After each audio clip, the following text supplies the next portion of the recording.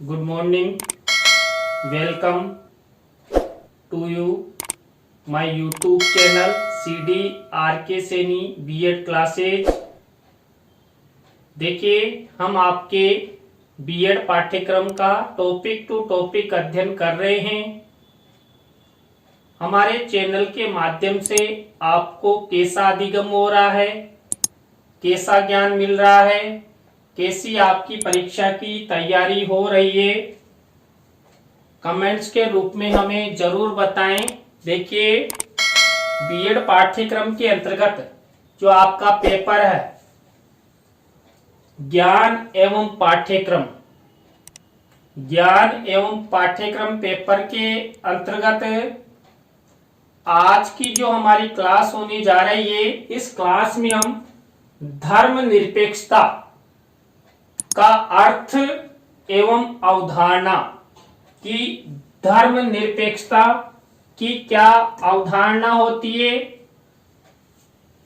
क्या अर्थ होता है, इसके बारे में विस्तार पूर्वक अध्ययन करेंगे। तो आप सब बने रहें हमारे साथ हमारे YouTube चैनल पर। वीडियो को स्वाइप नहीं करें, पूरा वीडियो देखें। और यदि आप हमारे YouTube चैनल पर पहली बार आए हैं तो हमारे YouTube चैनल को सब्सक्राइब करें और पास ही बने बेल आइकन के बटन को दबा देवें, जिससे जब भी हमारे द्वारा हमारे YouTube चैनल पर वीडियो अपलोड किए जाते हैं या लाइव क्लास चलाई जाती है तो उनके नोटिफिकेशन आपको मिल सके, आप अच्छा अधिगम कर सके। देखिए धर्मनिरपेक्षता एक जटिल तथा गत्यात्मक अवधारणा है। देखिए जो धर्मनिरपेक्षता होती है ये जटिल तथा गत्यात्मक अवधारणा मानी जाती है। धर्मनिरपेक्षता का प्रयोग सर्वप्रथम यूरोप में किया गया। देखिए यूरोप महाद्वीप का नाम आपने सुना है। उस यूरोप महाद्वीप में सबसे पहले धर्मनिरपेक्षता का प्रयोग किया गया कि धर्मनिरपेक्षता क्या होती है और धर्मनिरपेक्षता के आधार पर हम किस प्रकार चलते हैं। यह एक ऐसी विचारधारा है जिसमें धर्म और धर्म से संबंधित विचारों को समानता से संबंधित मामलों से जानबूझकर पृथक रखा जाता है। यानी कि जो देश होता है या राज्य होता है, उस देश और राज्य के जो नागरिक होते हैं और उन राज्यों के नागरिकों से संबंधित कोई ऐसे मामले होते हैं, कौन से, समानता वाले, उन समानता वाले मामलों से धर्म और धर्म से संबंधित विचारों को पूर्णतः दूर रखा जाता है। यानी कि मान लीजिए कोई शासन है या सरकारी कार्यालय है जहां पर समानता की बात की जाती है, वहां पर इसका प्रयोग किया जाता है। वहां पर धर्म निरपेक्ष, पंथ निरपेक्ष बना जाता है। वहां पर धर्म और धर्म से संबंधित विचारों को बिल्कुल भी महत्व नहीं दिया जाता, वहां पर दिया जाता है समानता को।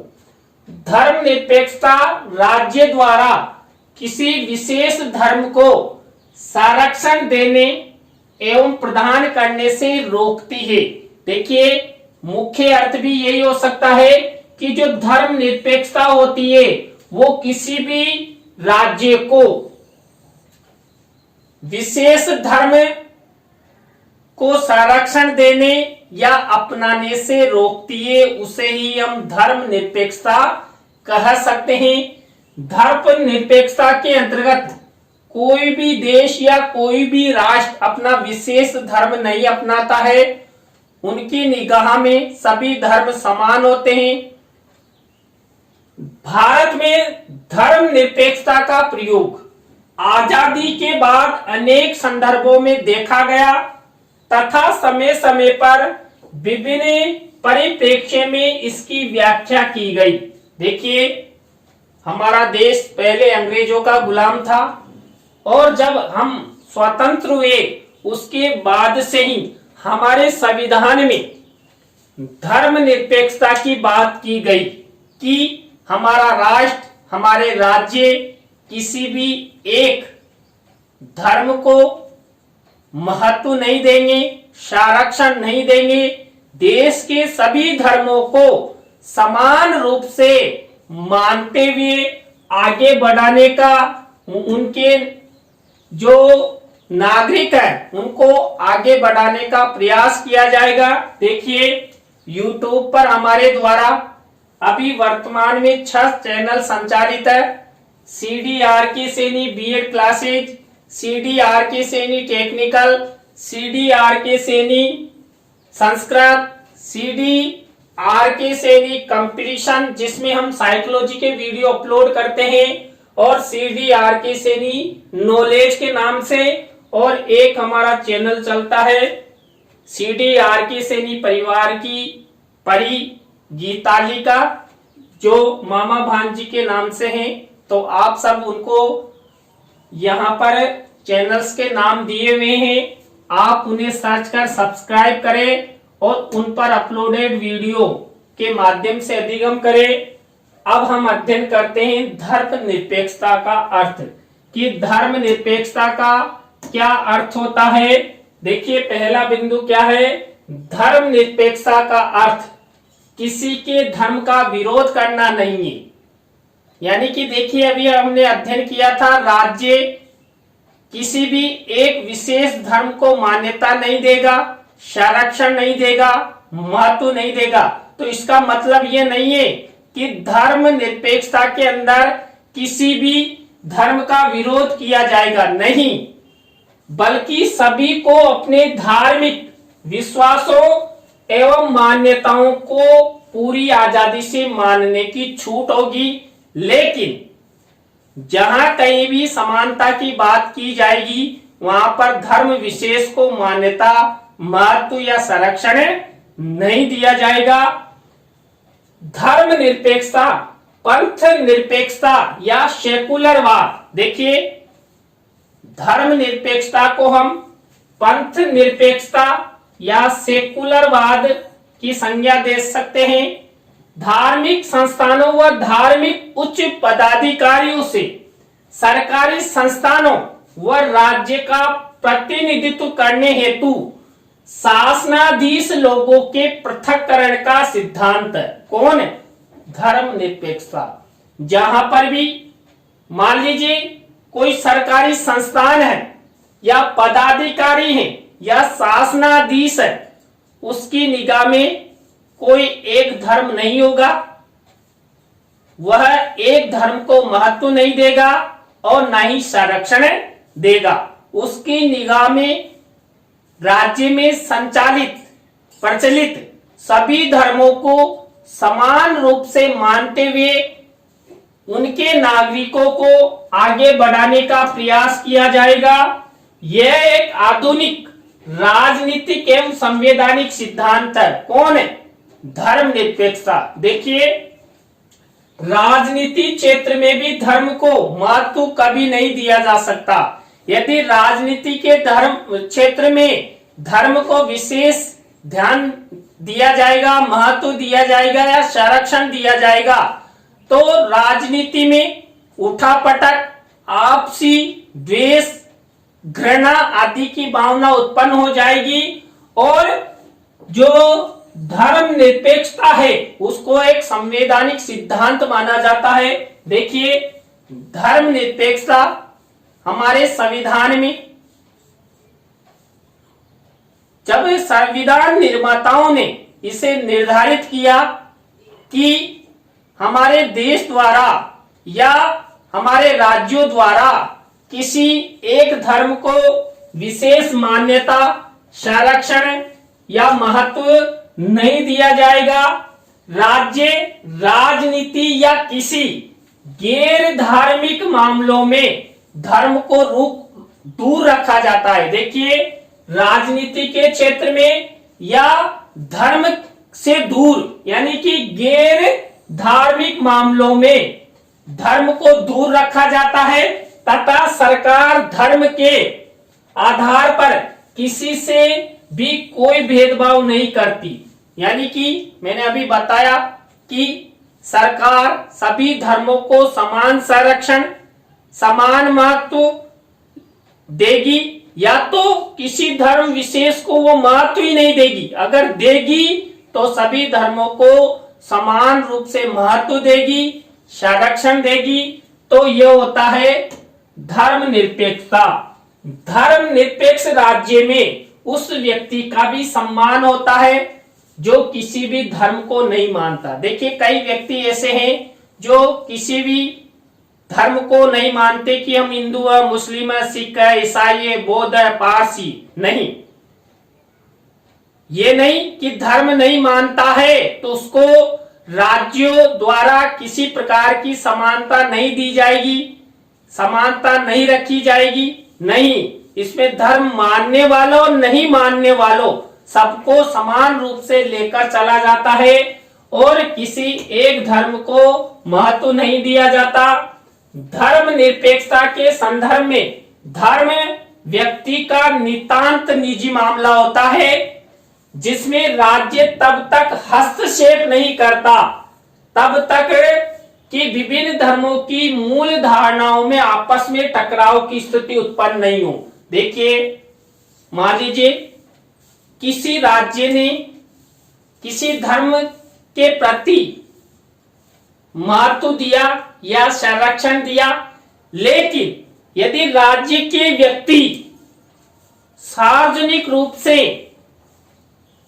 धर्म के विषय में कोई टकराव करते हैं या मामला उठाते हैं तो वहां पर उस विशेष रूप से माने हुए धर्म को दूर करना होता है। कुल मिलाकर जो भी व्यक्ति धर्म मानते हैं तो राज्य धर्म के मामलों में हस्तक्षेप नहीं करता, उनको अपना धर्म मानने की छूट होती है और वो अपनी इच्छा अनुसार धर्म अपना सकता है। लेकिन कई मामले ऐसे हो जाते हैं तब राज्य उन धर्मों में हस्तक्षेप करता है, तो धर्म के मामलों में भी राज्य किसी भी प्रकार का हस्तक्षेप नहीं कर सकता। देखिए, मैंने अभी आपको 6 चैनल बताए थे, उन 6 चैनल्स को आप Google, YouTube, Vidmate, Facebook, ShareChat आदि पर CDRK सैनी कीवर्ड द्वारा सर्च कर सकते हैं और उन पर अपलोडेड वीडियो को देख सकते हैं। अब देखिए, हम अध्ययन करते हैं धर्मनिरपेक्षता के अर्थ एवं अवधारणा के संदर्भ में भारतीय संवैधानिक दृष्टिकोण। देखिए, मैंने आपको बताया भारतीय संविधान में धर्मनिरपेक्षता को विशेष रूप से महत्व दिया गया है कि राज्य या राष्ट्र किसी एक धर्म विशेष को संरक्षण नहीं देगा, महत्व नहीं देगा और न ही मानेगा। सबको समान दृष्टि से, समान दृष्टिकोण रखते हुए देखेगा। तो यहाँ पर भारतीय संविधान में निरपेक्षता संबंधी कैसा दृष्टिकोण है?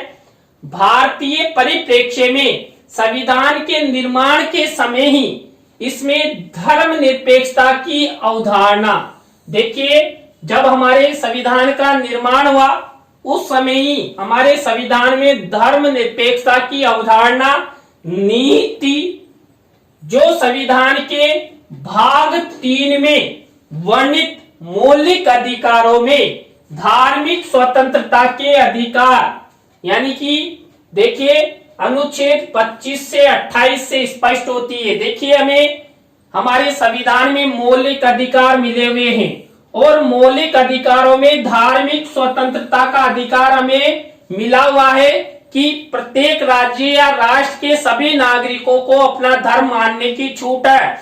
तो उन्हें अनुच्छेद 25 से 28 तक जो हमारे संविधान में अनुच्छेद वर्णित है उनके द्वारा स्पष्ट होता है और वहां पर धर्मनिरपेक्षता की बात की जाती है। भारतीय संविधान में पुनः धर्मनिरपेक्षता को परिभाषित करते हुए 42वें, देखिए 42वें संविधान संशोधन अधिनियम 1976 द्वारा इसकी प्रस्तावना में पंथ निरपेक्षता के स्थान पर धर्म निरपेक्षता के स्थान पर पंथ निरपेक्षता शब्द को जोड़ा गया। पंथ का मतलब भी धर्म होता है, यानी कि किसी एक धर्म को नहीं मानना। तो देखिए यहाँ पर कई प्रश्न आपके लिए उपयोगी है। 42वां संविधान संशोधन किससे संबंधित? भारतीय संविधान की प्रस्तावना से, संशोधन से संबंधित, और पंथ निरपेक्षता शब्द जोड़ा गया और 1976 में 42वां संविधान संशोधन हुआ।